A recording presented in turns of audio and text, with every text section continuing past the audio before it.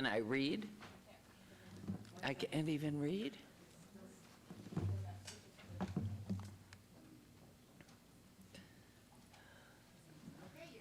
Okay. Morning, everyone. The Redevelopment Agency meeting. Oh my goodness, it's February 19th. Yeah. My second son's 50th birthday today. Go Ross. Go Ross. Wow. It's called to order. This meeting has been properly noticed and posted in compliance with the open meeting law. These proceedings are being video recorded as well as presented live on KCLV Cable Channel 2 and are closed captioned for hearing impaired viewers. Please note customers of CenturyLink and Cox Communication may view this program in high definition on channel 1002 and in standard definition on channel 2. You may also watch this meeting live on Apple TV, Roku, Amazon Fire TV, and Go Vegas app. The Redevelopment Agency meeting, as well as all other KCLV programming, may be viewed on the internet at www.kclv.tv/live.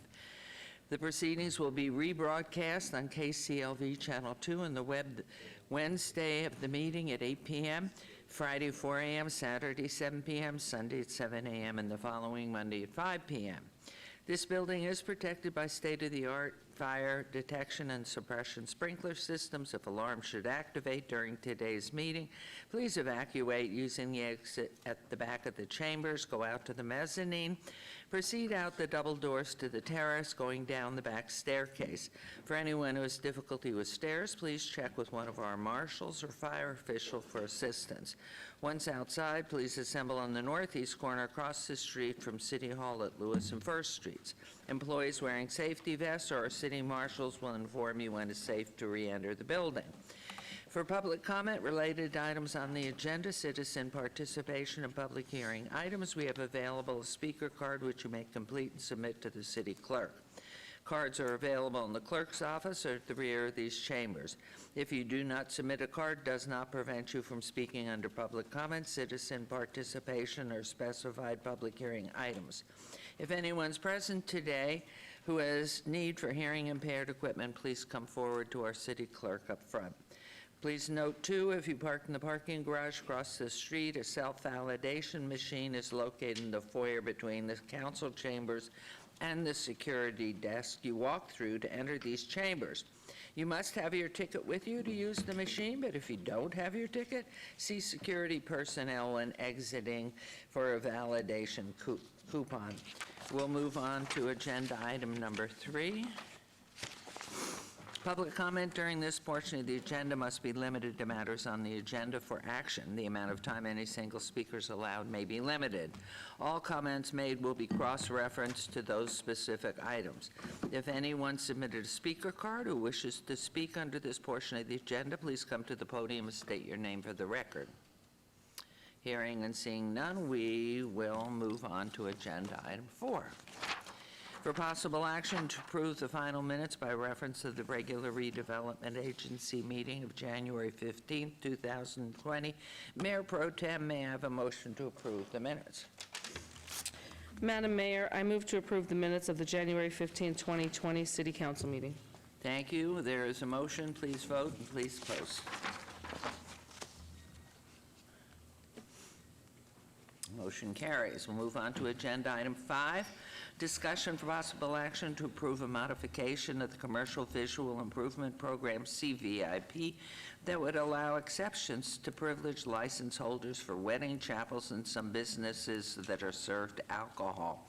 This is in reference to redevelopment areas 1 and 2, which is in wards 1, 3, and 5. Councilman Knutson and Creer and Councilwoman Diaz. Mr. Arndt, good morning.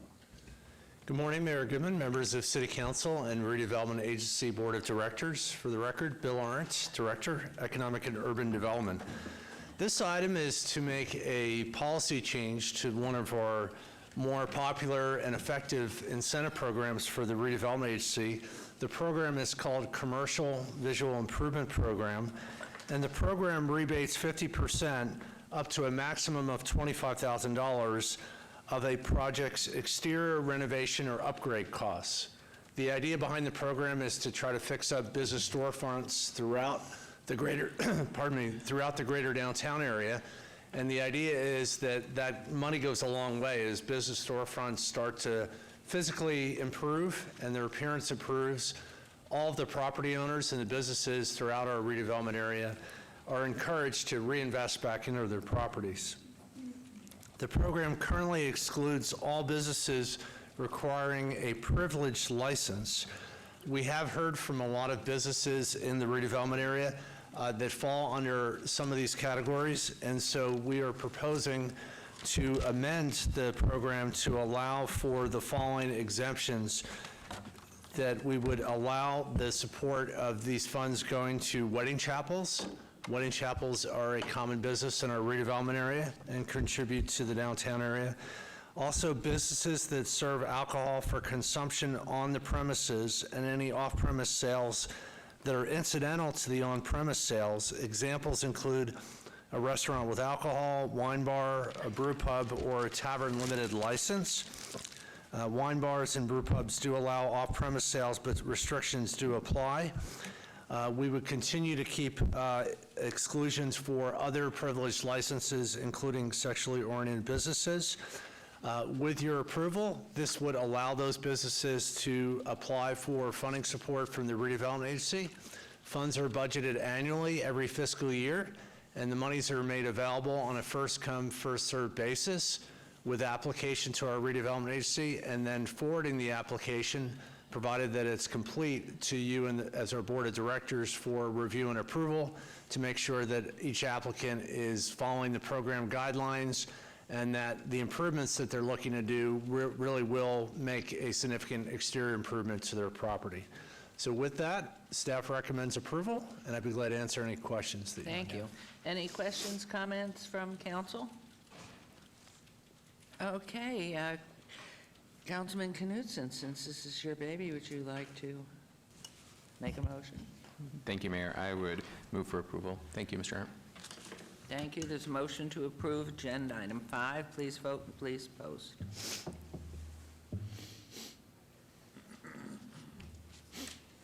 Thank you, Mr. Arndt. That carries. We'll move on to agenda item 6, RA1-2020, abeyance item. Discussion for possible action to approve a sublease agreement for lease of office space between the Las Vegas Redevelopment Agency and Tech Impact located at the historic 5th Street School, 401 South 4th, Redevelopment Area Ward 3, and that's with Councilwoman Diaz. And back to you. Thank you, Mayor. Again, for the record, Bill Arndt, Economic and Urban Development Director. I'd like to invite to the dais Joshua Levitt, who is with Tech Impact and our proposed subtenant at this space.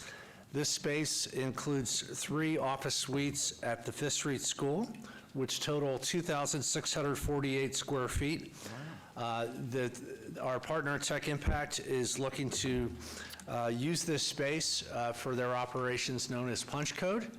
They're elsewhere in downtown and looking to integrate more in the core of the downtown to be close to our International Innovation Center, and we think what they do and are proposing to do in this space will be a great complement to what we're already doing as the city in the area.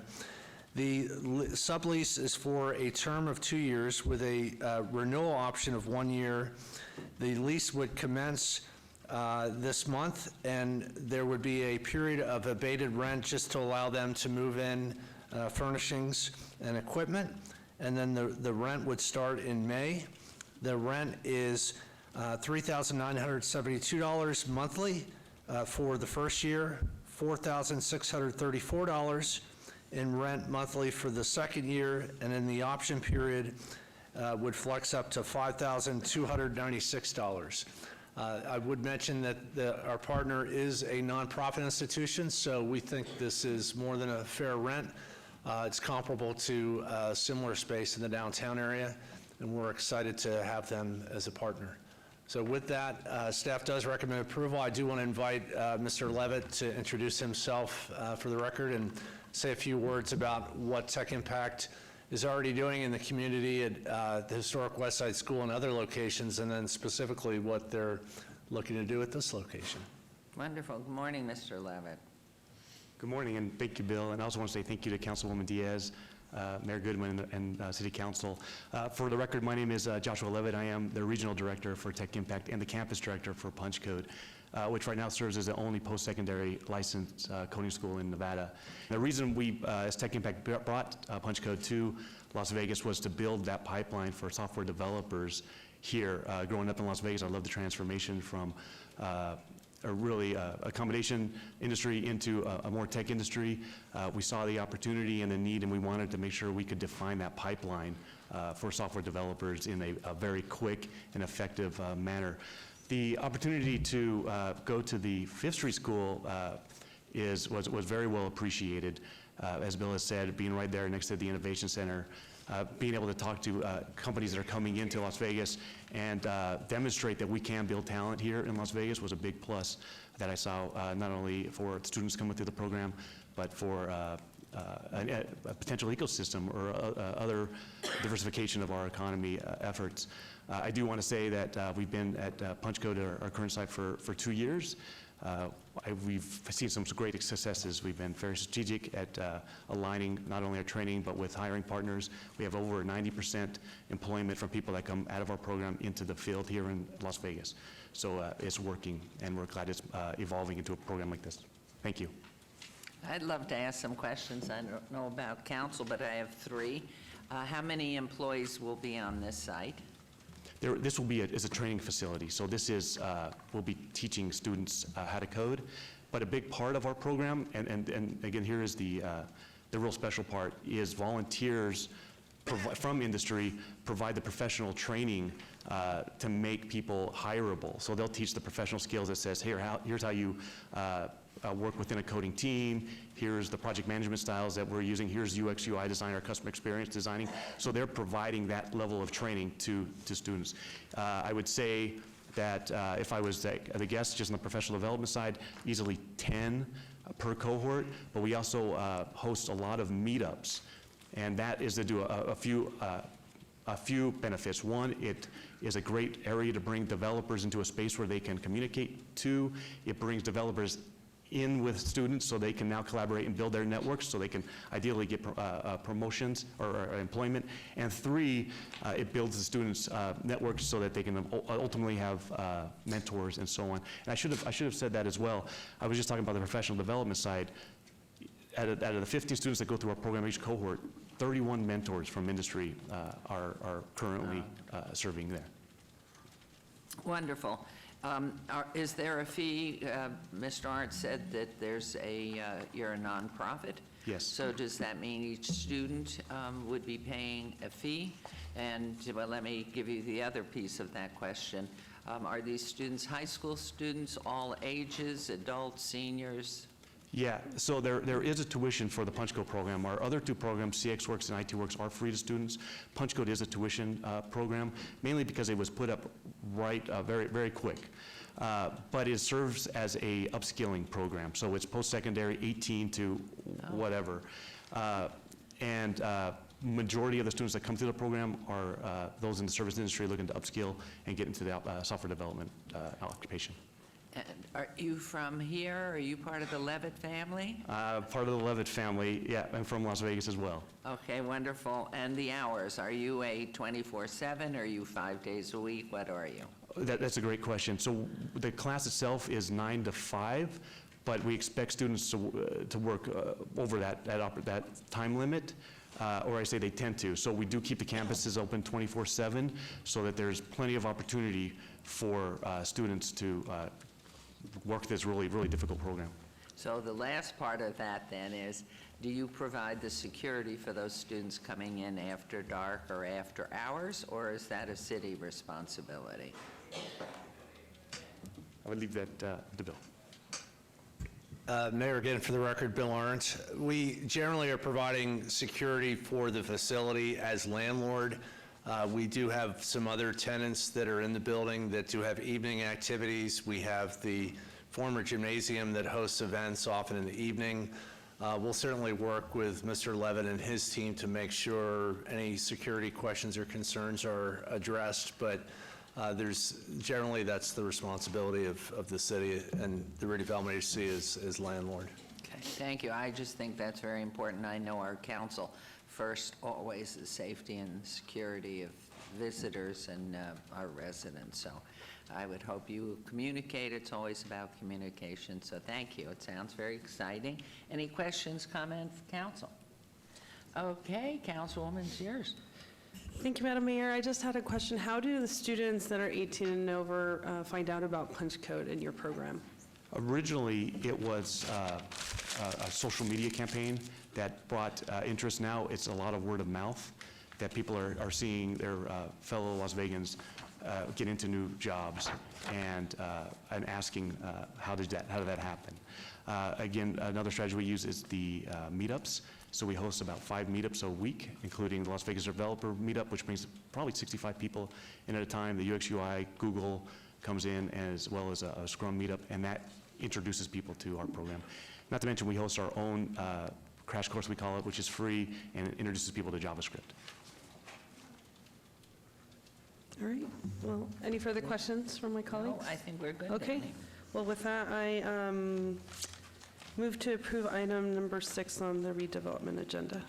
Thank you. There's a motion to approve agenda item number 6 on the redevelopment agenda. Please vote and please post. Motion carries. Thank you. Thank you. Okay, agenda item number 7, citizen participation. Public comment during this portion of the agenda must be limited to matters within the jurisdiction of the redevelopment agency. No subject may be acted upon by the redevelopment agency unless that subject is on the agenda and scheduled for action. If you wish to be heard, please come to the podium, give your name for the record, and the amount of discussion any single subject, as well as the amount of time any single speaker is allowed, may be limited. Is there anyone who wishes to speak under this portion of the agenda? Hearing and seeing none, this redevelopment agency is adjourned, and we will start city council at 9 a.m. Thank you very much.